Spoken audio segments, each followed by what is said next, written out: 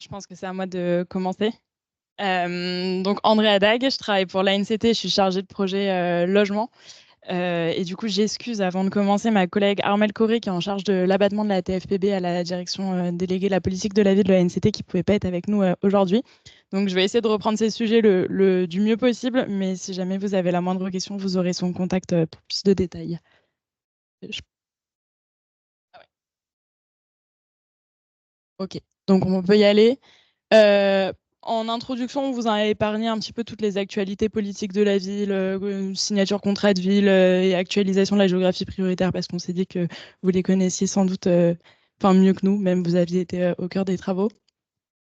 Donc, on a juste souhaité commencer un petit peu par reprendre les différentes actions qui peuvent se regrouper dans des actions de GUSP, donc vraiment avec le S GUSP, où on passe du coup de la GUP à la GUSP, et on voit un petit peu quatre grandes actions de GUSP se détacher. Une première qui est du coup la GUSP corrective, qu'on voit au final assez souvent et qui se retrouve aussi très souvent dans les conventions d'utilisation de la TFPB. Du coup, plutôt sur des interventions en réaction à des dysfonctionnements majeurs sur des îlots isolés ou sur des quartiers de façon plus générale. Ensuite, la GUSP Vigie, qui là fait tout le travail de veille. Donc, par la veille, on peut entendre effectivement la formation ou tout simplement la veille sociale. On peut aussi regrouper dedans les actions de médiation. La GUSP Projet, Anticipation, qui vient du coup pour le coup vraiment accompagner en l'occurrence des projets de renouvellement urbain par exemple, mais aussi des projets plus localisés sur de la réhabilitation d'habitat ou alors de l'urbanisme transitoire. Et les GUSP, enfin la GUSP Travaux qui vient accompagner et notamment aussi mettre en exergue tous les dispositifs de mise en sécurité des travaux lors des projets, notamment de renouvellement urbain, mais pas que. Vous aurez d'ailleurs le PowerPoint. Euh, Sans transition, on va passer tout de suite à l'abattement de TFPB qui est un peu le nerf de la guerre sur ces projets-là, mais pas que. On parlera aussi de GUSP en habitat privé derrière avec des modèles de financement qui sont un petit peu différents. On a souhaité revenir un petit peu sur le cadre national de l'abattement de la TFPB, que vous déjà devez connaître, mais qui est toujours bon de rappeler. Donc, juste là pour la petite référence un petit peu réglementaire, c'est un abattement qui est régulé pardon, par l'article 1388, si je ne me trompe pas, du Code général des impôts. C'est aussi du coup un cadre national d'utilisation qui a été revenu par voie d'avenant en 2021. Et à noter que des nouvelles évolutions devraient arriver là très prochainement à échéance 2025, puisque par chance, et on en est tous très heureux, cet abattement a été prorogé par la loi de finances 2024 et il va l'être jusqu'en 2030. Donc on va avoir un nouveau cadre national d'utilisation de la TFPB arriver et des consignes claires seront données aux acteurs locaux très prochainement. Peut-être en termes de chiffres, pour se rendre compte de ce que ça représente à l'échelle nationale, l'abattement de la TFPB, c'est 30% du coût de ce que les collectivités peuvent récolter qui est reversé aux bailleurs et qui est compensé à hauteur de 40% par l'État auprès des collectivités. Les objectifs généraux, ceux que vous connaissez déjà, compenser partiellement les surcoûts de gestion, sans peser sur les charges locatives, renforcer la qualité de service, améliorer le cadre de vie de façon générale, même si on voit souvent ces actions polarisées autour notamment du surentretien ou des enjeux de résidentialisation et de sécurisation. L'idée est vraiment de ventiler sur l'amplitude des possibilités qu'on a en termes d'action via la TFPB. Et ensuite, un petit rappel, mais c'est aussi que vous connaissez par cœur, les conventions de GUP doivent être annexées du coup au contrat de ville. Et là, on est sur une temporalité un tout petit peu décalée cette année suite à la signature des nouveaux contrats de ville. Et pour rappel, du coup, mais ça, ce sera rappelé après, les conventions d'ATFPB, les nouvelles conventions, du coup, devraient être signées au 1er janvier 2025 et ont été prolongées pour l'année 2024 par voie d'avenant. Donc là, on a repris un petit peu les 8 grandes familles d'actions qui se déclinent ensuite en nature d'opérations différentes que vous verrez après sur un tableau peu lisible, mais que vous pourrez retrouver en ligne sur le site de l'USH. Donc ces 8 grandes familles qui sont le surentretien, forcément, pour les bailleurs et qui est vraiment l'action principale en termes de mobilisation de la TFPB, la tranquillité résidentielle aussi, qu'on voit beaucoup arriver de plus en plus, qui se cantonnent souvent aux enjeux de vidéosurveillance et qui peuvent être un petit peu améliorés. L'animation, le lien social, le vivre ensemble, ça c'est des choses qu'il faut pousser. La formation aussi des personnels de proximité, le renforcement du personnel de proximité, la gestion des déchets évidemment, les enjeux de concertation, sensibilisation. Les petits travaux d'amélioration aussi très importants en filigrane et parallèle des actions de renouvellement urbain. Et je pense que j'ai fait le tour pour les 8 actions, qui sont du coup ensuite déclinées en sous-actions par grande thématique. C'est pas très visible, mais vous aurez certainement le tableau après. Je vous ai remis les grandes échéances. Du coup, forcément, la signature des conventions au 1er janvier 2025, tout en rappelant que du coup, le cadre va évoluer. Voilà. Le rôle de l'ANCT, du coup, dans cette, on va dire dans le management de cet abattement, du coup, qui se fait en partenariat avec l'USH, on a plutôt un rôle d'harmonisation et de conseil, mais à l'échelle vraiment globale.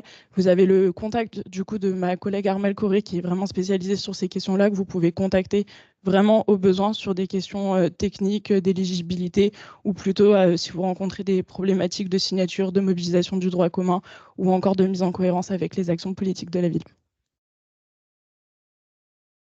Voilà. Et ensuite, la GUSP en habitat privé, parce que ça, c'est une volonté qui est de plus en plus poussée aussi bien par les acteurs de l'État local que par l'État national, enfin par l'État tout court. Tout simplement parce que l'habitat privé a pendant encore trop longtemps été un petit peu le parent pauvre de ces actions de GUSP. Et là, j'insiste sur le S de la GUSP et que les acteurs se sont mis un petit peu en ordre de marche pour venir pallier à ça. Et je pense que mes collègues de l'ANA pourront en parler, notamment avec la création d'une ligne de financement GUSP pour tout dispositif opérationnel ANA, où il y a vraiment encore un gros travail de plaidoyer à faire, notamment auprès des élus, vu que c'est eux qui sollicitent ces subventions. Donc, pour rappeler un petit peu la façon dont la NCT travaille avec l'ANA sur ces questions-là, on ne porte pas de dispositif vraiment à la main, mais pareil, on coordonne et fort de notre réseau d'associations qu'on finance soit via les têtes de réseau avec le partenariat national de la politique de la ville ou par les crédits 147 au local, on peut vraiment se mettre, on va dire, chef de file un petit peu de cette mise en cohérence et des actions d'accompagnement social et de GUSP de façon générale. Je vous ai remis ensuite en dessous juste vraiment le petit pitch de la subvention ANA pour tout dispositif opérationnel. Il peut être particulièrement intéressant, mais j'imagine que c'est déjà sollicité ici à PES 20 dans le cadre de leur codine.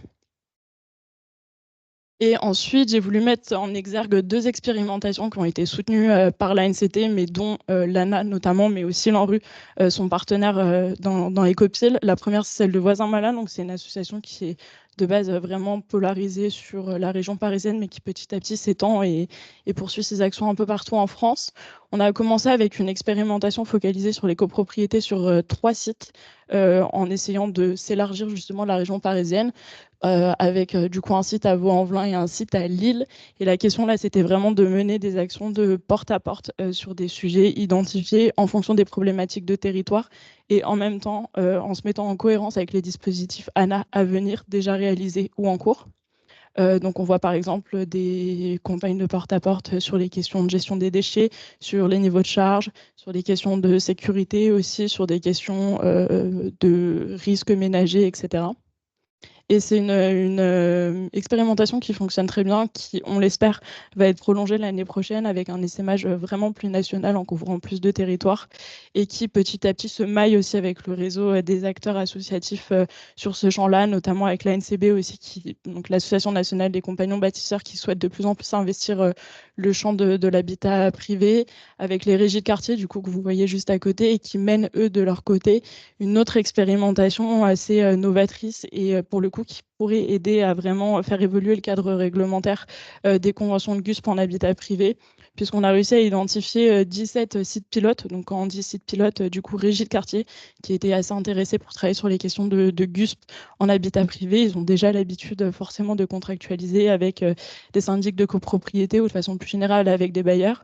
Mais là, l'idée est vraiment de sortir de la logique de prestataire classique en syndic et de passer vraiment à un accompagnement social tout en réalisant en même temps des petits travaux d'amélioration et en faisant aussi de l'insertion qui est de base le cœur de métier des régies de quartier.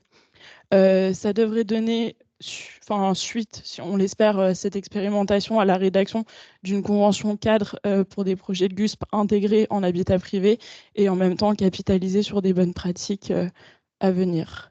Et c'est une démarche qui est particulièrement intéressante parce que dans le COPIL et de façon très active, on a un peu l'ensemble des acteurs cadres sur les questions d'habitat, puisqu'on a du coup l'ANCT qui soutient, l'ANA qui suit de très près et qui soutient auprès d'une convention d'objectifs, et l'ANRU également qui travaille avec eux.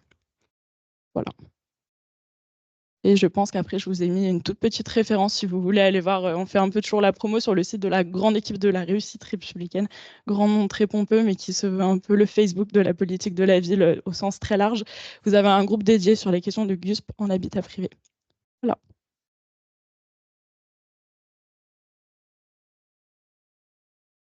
Mais alors pour le niveau national, en tout cas, l'ANCT et l'USH travaillent à revoir le cadre national d'utilisation de la TFPB et notamment les 8 grandes familles que vous avez vues pour quelque chose un petit peu plus normatif et qui permettent de mieux identifier, d'accompagner les bailleurs dans une meilleure identification des actions pour pouvoir mieux suivre aussi sur des actions pluriannuelles. Et c'est pour ça qu'on était content que ça se proroge du coup jusqu'en 2030. C'est un travail sur le long cours qui va se faire et je crois qu'il y a un travail de consultation côté USH aussi avec les bailleurs sur cette question-là. Maintenant, j'avoue que je pourrais pas beaucoup plus détailler. Si jamais il y a quelques questions côté territoire, vraiment, je vous invite à solliciter ma collègue Armelle Corée. Vraiment désolée qu'elle n'ait pas pu être présente là.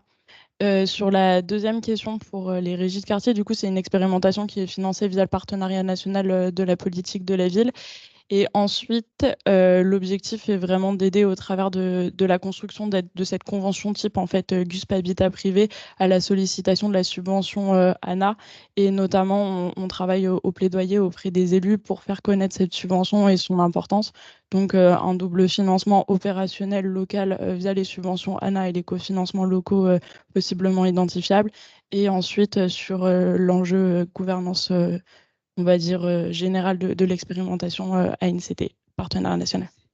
Je voulais revenir sur le point, notamment sur les évolutions de la réglementation sur cet abattement. Ludovic va y revenir là-dessus par rapport au travail sur les nouvelles conventions. À l'échelle de notre territoire, c'est 7 millions d'euros d'abattement. 2,8 millions remboursés par l'État. Donc, je ne vous explique pas le delta qui reste à notre charge et sur lequel on paye 2 fois finalement, parce que le bailleur nous présente annuellement, il n'y a pas de mesure coercitive, les obligeant, entre guillemets, à un certain nombre d'obligations sur des items choisis par les collectivités. Donc, ils nous envoient les factures de surentretien, ils changent de boîte aux lettres, ils repeignent les murs, ils enlèvent les tags, mais ça ne participe absolument en rien sur le projet urbain. Et ça, c'est important de pouvoir le rappeler auprès de l'USH, c'est qu'aujourd'hui, ils bénéficient largement d'abattements fiscaux sans avoir d'obligation de contrepartie en direction des collectivités qui doivent de nouveau assurer 2 fois effectivement l'entretien des espaces extérieurs.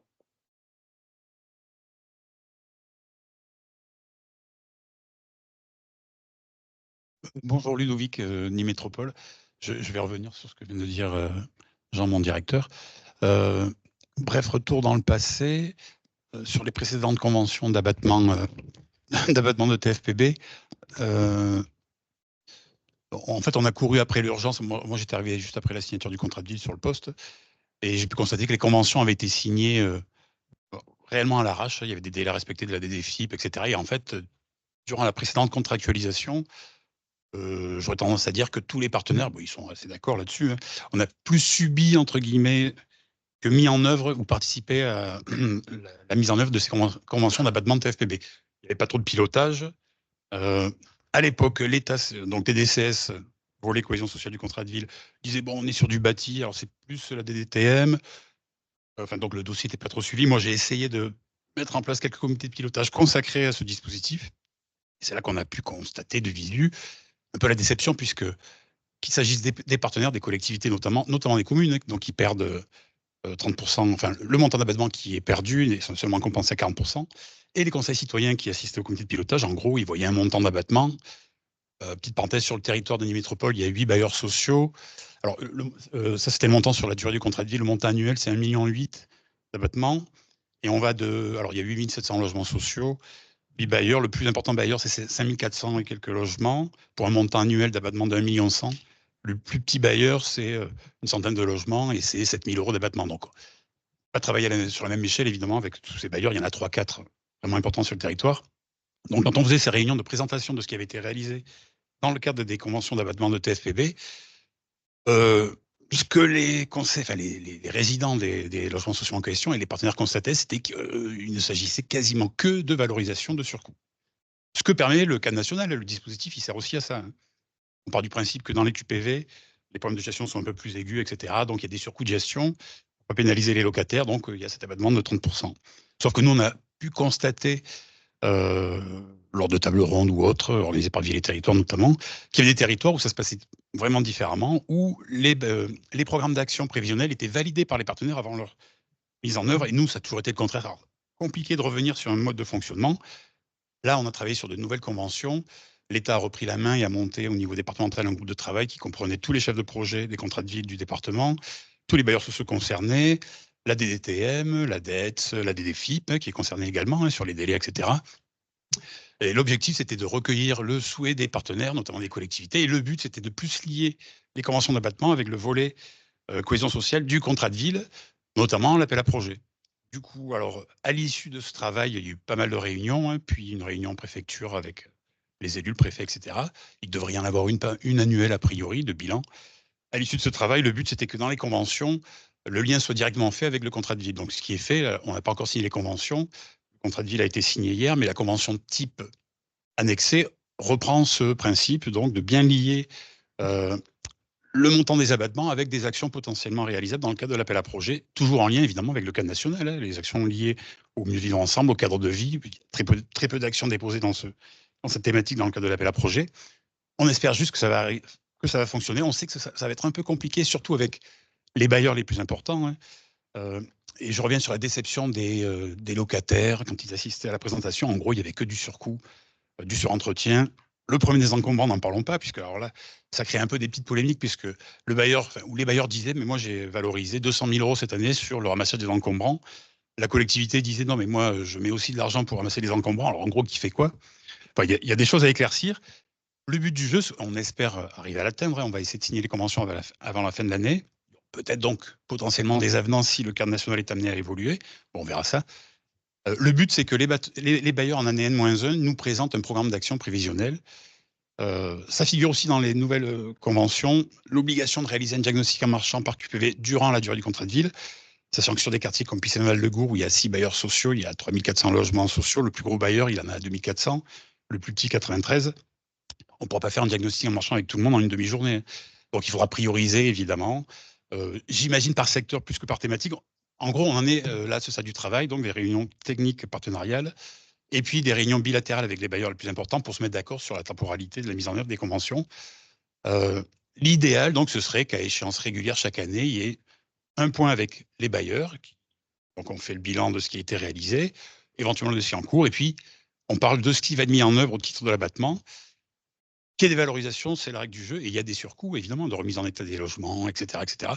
Mais ce que les partenaires souhaitaient, c'est qu'une fraction de l'abattement, on n'a pas donné de chiffre, mais bon, 5-10%, parce que 10% d'1,8 million, ça fait quand même une somme rondelette, qu'une fraction de cet abattement puisse financer des actions donc, liées à l'appel à projet du contrat de ville, ou d'autres, hein, mais en lien avec le vivre ensemble, etc. Je ne parle pas après de qualité du bâti, là c'est autre chose, évidemment. Hein. Le cadre national, il permet des petites opérations d'AQS, l'amélioration de la qualité de service, donc hors en rue, évidemment, là aussi. Donc le but, c'est se coordonner et se mettre d'accord avant la mise en œuvre des programmes d'action prévisionnels réalisés dans le cadre de l'abattement. On sait qu'il y a des territoires où ça se pratique, hein, donc évidemment, il n'y a rien d'impossible, mais on va devoir lutter contre les 6 années passées où on a couru après ce système de fonctionnement. Là, on démarre, on essaie de démarrer sur de bonnes bases, et ça devrait bien se passer puisque la plupart des bailleurs sont volontaires. Mais ça va, chez certains d'entre eux, un peu changer leur modalité de fonctionnement, notamment ceux qui avaient pour habitude de ne pratiquer que des valorisations de surcoût. Je sais qu'il y a des territoires où les collectivités imposent, là, vous ne valoriserez pas au-delà de tel taux sur tel axe, etc., etc. Le but, c'est de financer des actions que les habitants puissent voir. Parce que la réaction des habitants, quand on avait mis en place le premier comité de pilotage consacré à l'abattement de TFPB, c'était, alors, tel bailleur, je vois 1 million d'euros d'abattement, et en face, ben, je vois rien, quoi. Même si moi, j'expliquais de façon pédagogique qu'il y a la valorisation des surcoûts. Et s'il n'y a que ça, sentiment de frustration partagé par les locataires, par les collectivités qui perdent 60% de l'abattement, hein, puisqu'il n'est compensé qu'à 40%, comme vous l'avez justement rappelé, au point que certaines collectivités émettez la question, mais moi, est-ce que je peux ne pas signer la convention, par exemple? Je préfère récupérer les sous et éventuellement agir directement sur le quartier. Alors, on a pu aller ce genre d'interrogation, de discussion. Voilà, donc rien n'est encore fait, mais l'objectif, c'est de travailler différemment en amont avec les bailleurs. Voilà. Il y a des questions, je peux répondre. Alors, le groupe de travail mis en place par les collègues de l'État, il s'était fait effectivement à l'échelle départementale. Après, à l'échelle du contrat de ville, là, on va reproduire ce qu'on reproduisait comme réunion technique. C'est dans un premier temps des réunions avec les signataires des conventions d'abattement. Il peut même y avoir le département qui n'est pas signataire, mais un gros financeur de la politique de la ville sur le territoire. Ensuite, donc, les réunions à venir avec les bailleurs pour se mettre d'accord sur l'ordre de marche. Et puis après, validation des pilotages en présence des bailleurs, puisque les bailleurs sont évidemment signataires du contrat de ville. Et siège à ce titre de plein droit au comité de pilotage plénier et au comité de pilotage restreint quand figurera à l'ordre du jour l'abattement de TFPB. Bon, après, c'est vrai que c'est du travail, quand on a 8 bailleurs, des montants d'abattement pareils, puis la taille des quartiers, etc. Enfin, il y a 2 communes concernées, donc Nîmes et Saint-Gilles, 7 QPV. Oui, ça implique des moyens humains, un peu, sur le suivi, etc., etc. Voilà. On croise les doigts pour l'avenir, même si je suis persuadé que tout se passera bien et de façon différente. Voilà. Mais on a profité d'avoir une sous-préfète, puis un sous-préfet à la politique de la ville, qui a repris en main le sujet. Ça a été dit, c'est vrai qu'avant, sur le sujet des conventions d'abattement de TFPB, même entre services de l'État, pas très clair, est-ce que c'était la DDCS à l'époque, est-ce que c'est la DDTM parce que c'était l'entrée bailleur, etc. Ça a été revu, le rôle de chacun entre services de l'État. On a discuté d'un modèle de convention d'abattement de TFPB. Et surtout, on a discuté aussi, parce que le sous-préfet s'appuie sur les délégués du préfet dans les QPV pour faire ce travail. Je crois qu'il y a eu 7 groupes de travail en 2023. Et il y a eu aussi le besoin d'avoir une pilotologie, enfin une comitologie pour piloter un petit peu voilà, tout ce qui était réalisé, les bilans dans le cadre des abattements de TFPB. Donc voilà, dans le Gard, ça existe depuis pas longtemps. Ça a été amorcé en 2022, fin 2022 et sur l'année 2023. Et pour dire les choses, c'est parce qu'on a eu un sous-préfet à la politique de la ville qui est arrivé, enfin une sous-préfète d'abord, puis un sous-préfet qui a repris par la suite. Voilà, c'est grâce à ça qu'on a pu remettre à plat. Mais il y avait un besoin, mais comme chacun était un peu dans son côté, là, on a eu la chance d'avoir une reprise en main. Peut-être pour amener aussi un petit commentaire de bailleur, puisque Cyril Laurent, moi je suis chef de mission à la direction générale de Logis Sévenol, donc sur Alès. Donc évidemment, nous on est un bailleur de 6500 logements et 90% du parc est sur Alès ville, Alès agglomération. Donc c'est vrai que nous on était surtout impactés, je dirais, par rapport à la réflexion initiale de David sur, je dirais, sur notre territoire, en plus avec un gros NPNRU qui était en train de, je dirais, de démarrer au moment où on s'est reposé la question de la pertinence, je dirais, de la mise en œuvre du déploiement de l'abattement à ce moment-là, comme l'a bien décrit Ludovic, qui a eu cette initiative portée par nos collègues, donc délégués du préfet. Moi, en tant que bailleur, j'ai vu 2 intérêts. Déjà, un, pour moi aussi, à titre plus personnel, comme je venais de prendre cette mission-là, c'était l'occasion assez rapidement d'être dans le bain, de comprendre les enjeux, surtout de découvrir les pratiques des autres, parce que c'est vrai qu'il y avait des pratiques assez disparates sur l'utilisation de cette, non pas comme a dit David, effectivement, c'est pas une ressource, mais je dirais quelque part c'est une justification d'un abattement sur une base fiscale. Mais j'ai resté intéressant de voir qu'il y avait quand même des pratiques disparates avec chacun des bonnes intentions et je dirais une envie de faire, ça c'était clair, mais avec des modalités différentes. Donc pour moi, c'était assez intéressant de voir ce qui se faisait, bien, ce qui faisait peut-être un petit peu moins bien, ou je dirais un petit peu hors cadre à la limite. Donc ça, c'était assez intéressant. Et de voir, deuxième point, à quel point, effectivement, on pouvait aussi travailler en interbailleur. Je pense que c'était quand même des enseignements qui n'étaient pas forcément prévus, je dirais, lorsque ce groupe de travail a été lancé, c'était avoir des réflexions en interbailleur. Et c'est ce que nous sommes en train de mener, nous, très concrètement, sur le territoire d'Alès, en ce moment même. Effectivement, depuis quelques semaines, avec 2 autres bailleurs massivement implantés sur le territoire aux côtés de Logis Sévenol, qui est quand même le bailleur pilote en termes de volumétrie, mais on est en train de développer des actions autour notamment de 2 sujets majeurs, on va dire, qui sont revenus très régulièrement ce matin, tranquillité résidentielle et également l'aspect gestion des encombrants, gestion des déchets plus largement. Et effectivement, ces 2 sujets sur lesquels on s'aperçoit qu'on est quand même toujours meilleur à plusieurs que tout seul, à la fois, je dirais, en termes d'intelligence collective et puis également après de capacité à faire sur le plan financier, quitte à aller un peu plus loin que ce que nous permet déjà l'abattement de TFPB. L'idée, c'est je dirais, de densifier cette action-là. Et moi, voilà, c'est ce que j'ai retenu de titre, je dirais, voilà, je vous partager ce témoignage avec vous, parce que l'intérêt de ce genre d'action, c'est que ça fait naître aussi des envies entre opérateurs qui se connaissaient, mais qui ne se côtoyaient pas, je dirais, en dehors d'un groupe de travail dédié. On a chacun nos charges de travail, voilà, on se connaissait, les cartes de visite, etc. Mais en revanche, l'intérêt, ça a été d'être ensemble autour de thématiques partagées. Et on s'est aperçu qu'on avait des sujets sur lesquels on pouvait aller plus loin. Et l'argument initial, ça a été vraiment ce groupe de travail. Donc moi, je voulais vraiment encore remercier l'action des délégués du préfet à ce niveau-là et aussi l'action de la DDTM sur ces sujets, parce qu'effectivement, ça a été le moment de savoir sur quoi on pouvait et d'être pertinent sur des sujets qu'on pouvait partager en commun, sur lesquels on avait les mêmes problématiques et sur lesquels on pouvait apporter des solutions complémentaires. Bonjour à tous. Alors moi, je vais vous présenter le dispositif GUP ou GUSP de l'ANA. Donc nous, c'est un dispositif qui est adossé généralement à une stratégie de redressement avec pour but de faciliter, et d'améliorer le cadre de vie des résidents de copropriété en difficulté. Donc, les actions de la GUSP sont souvent en articulation avec celles qui sont menées sur le parc social et les missions qui relèvent en fait du suivi animation du dispositif.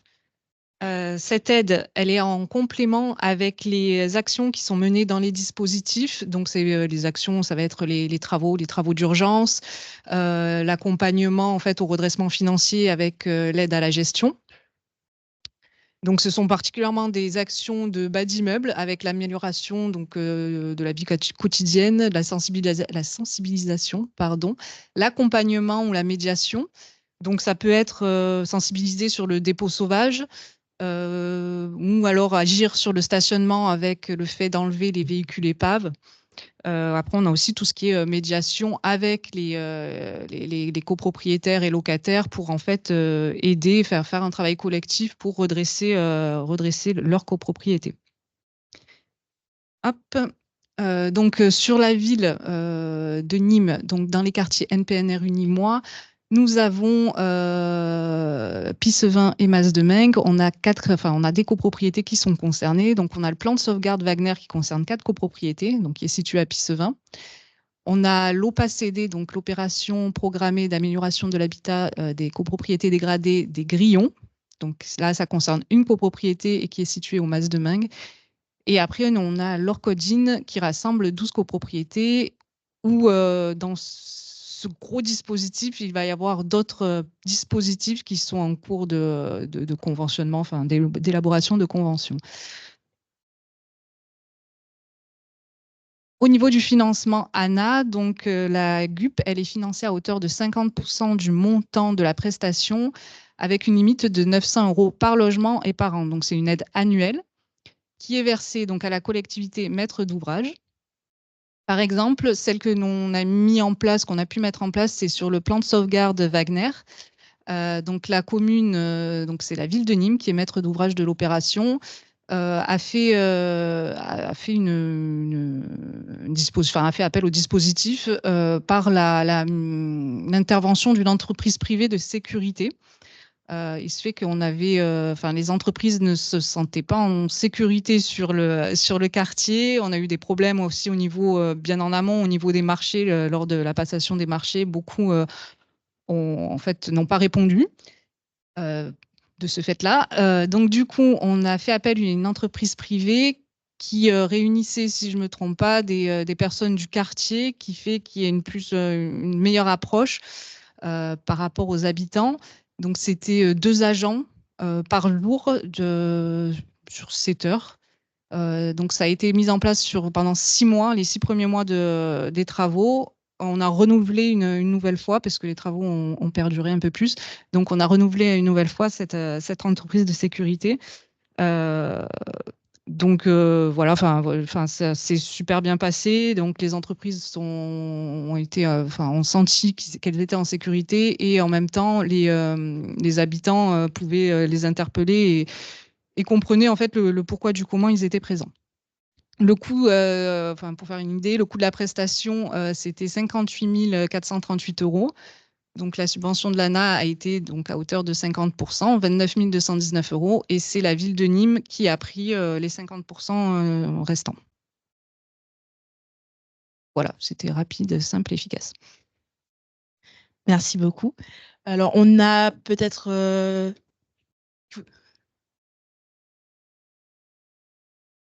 Ma question, du coup, concernait effectivement plus le rapport à l'ANA de cette GUP copropriété que l'aspect TFPB. Parce que donc nous, on est effectivement... je travaille à l'UNEL, donc on est un des sites où il y a une régie de quartier qui est intéressée effectivement pour intervenir. Et moi, pour avoir du coup travaillé avant à la métropole sur du coup de l'habitat des années 70, on voit bien, du coup, j'avais bien en tête tout ce qu'on pouvait faire en pied d'immeuble. Là, maintenant, dans de l'habitat ancien dégradé, du coup, des centres-villes, je m'interrogeais sur, du coup, la possibilité, comme c'est en plus une expérimentation, d'intervenir peut-être chez les particuliers, parce que c'est un peu ce que la régie de quartier, du coup, a entendu. Et du coup, je voulais voir par rapport à l'ANA, comment c'est, parce que du coup, on rentre dans les travaux, voilà, je sais pas là-dessus s'il y a déjà est-ce que comme il y a aussi un aspect expérimental, on peut peut-être tester des choses? Nous, on voit aussi d'autres aspects, mais c'est vrai que d'intervenir que sur les parties communes, ça va être plus difficile quand il y en a très peu. Enfin, je veux dire, sur des petites copros de 3 lots, voilà. Alors qu'il peut y avoir, on pensait notamment, soit donc dans les actions que vous avez dites sur tout ce qui est sensibilisation de charges ou autre. Ça, les régies le font pas toujours, malheureusement. Et sur l'aspect des travaux, ça peut aussi être peut-être du débarrassage, par exemple, des personnes âgées qui doivent faire des travaux autonomie, qui peuvent pas enlever les meubles. Voilà, ça pourrait être ça. Mais du coup, on est dans les parties privatives. Est-ce que, voilà. Je sais que vous... Enfin, moi, je sais que je travaille plus sur les copropriétés en difficulté. C'est vraiment plus un dispositif qu'on met en place sur les copropriétés en difficulté. En centre-ville, chez nous, on n'en a pas... Enfin, non. Mais après, c'est vraiment... Oui, enfin, c'est des actions en bas d'immeuble. Donc, ça va pas être... Parce qu'il y a deux morphologies différentes. En fait, là, on parle pas... Enfin, il y a un peu deux sujets. C'est pour ça qu'il y a les quartiers d'habitat social avec des copros dedans, mais qui ressemblent à de l'habitat social. Et effectivement, il y a peut-être quelque chose à chercher d'ailleurs entre les bailleurs, les copros, avec leur abattement TFPB, etc., etc. Il y a pas mal de choses. Mais du coup, sur le volet, effectivement, plus centre ancien, il y a quand même des copros dégradés en centre ancien aussi.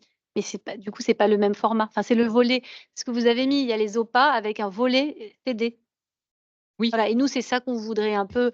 On trouve que c'est intéressant. Enfin, typiquement, voilà, d'aider l'OPA à atteindre ses objectifs en termes de travaux par le biais peut-être parfois de l'aide de la régie de quartier. Maintenant, c'est une limite effectivement qui est un peu plus fine. On va pas résoudre. Je voulais juste voir si vous aviez des choses. Non, ouais, non, franchement, sur ça, voilà, comme je disais, vraiment, c'est le seul type, c'est le seul exemple que je peux vous sortir. Après, pour le moment, on n'a pas vraiment mis en place d'autres GUP ou GUSP. Je sais qu'on va faire appel à nous au niveau de leur code, mais ça reste toujours dans le quartier piscin et c'est des copropriétés en difficulté et pas juste dégradées. Donc, c'est ça le. Après, tout ce qui est OPA, pour le moment, on n'a pas de demande. Si on prend l'OPA qu'on a dans les Saint-Gilles, tout ça, je pense pas qu'on ait une réelle demande au niveau de la GUP à ce niveau-là. Je peux évoquer une expérimentation sur le Biterrois, Mathieu Bousquet à la Glo de Béziers. Nous avons travaillé sur les petites copropriétés dégradées dans le centre ancien de Béziers et on a expérimenté avec le contrat de ville d'abord sur du pluriannuel avec les compagnons bâtisseurs en prestataire pour faire de l'auto-réhabilitation accompagnée, vous connaissez leur principe, en partie commune des petites copros. Et ensuite, on l'a travaillé avec la collègue de la DDTM à ma gauche et on l'a intégré à la programmation du NPNRU sur le volet ingénierie, sur une ARA qu'on a appelée AMO Habitat Privé et sur laquelle ils ont un objectif de 1 à 3 copros par semestre à travailler donc avec un forfaitaire pour aller démarcher, rechercher auprès des syndics, des copros et ensuite lancer des chantiers participatifs avec eux. Donc, je peux peut-être vous envoyer des éléments sur ça. Faudra, ouais. Voilà, mais on reste sur les parties communes, désolé, on n'a pas. Après, Non, on travaille en lien avec. C'est intéressant, mais je pensais que du coup, quelque part, du coup, on fait des travaux par le biais, donc vous, c'est les compagnies bâtisseurs, nous, mettons que c'est la régie de quartier, mais du coup, je me disais que ça pouvait avoir, comme c'est pas donné à une entreprise, que ça pouvait peut-être chiffonner un peu à ce niveau-là. Mais... Non, mais très bien. On expérimente vraiment. Hein. Nous, après, on a évoqué ça avec l'ANA au national, fait les compagnies bâtisseurs, et on est vraiment sur quelque chose d'expérimental. Hein. Parfois, c'est. Oui, mais c'est ça, c'est l'avantage de la phase d'expérimentation. C'est effectivement l'habitat en centre ancien, c'est une limite à laquelle on se heurte assez régulièrement sur ces actions de GUSP. Et il y a 2 réponses. La première, effectivement, c'est la démarche partenariale, puisqu'aujourd'hui, la NCB, donc l'Association nationale des compagnons bâtisseurs, sont encore aujourd'hui une des rares associations d'éducation populaire à vraiment rentrer et actionner au sein des logements et qui peuvent être un relais de ces actions-là. En revanche, et je compléterai avec l'ANA dans le copil de l'expérimentation, mais je pense que les actions identifiées par la régie Lunel rentrent tout à fait dans le cadre du coup de subvention de la GUSP. Mais effectivement, comme le disait la collègue de l'ANA, c'est qu'on a très très peu de retours sur expérience parce que quasiment aucune sollicitation. Donc, sur le papier, je pense que c'est faisable maintenant et ça n'a peut-être pas encore été fait, donc reboucler, mais je pense que c'est imaginable.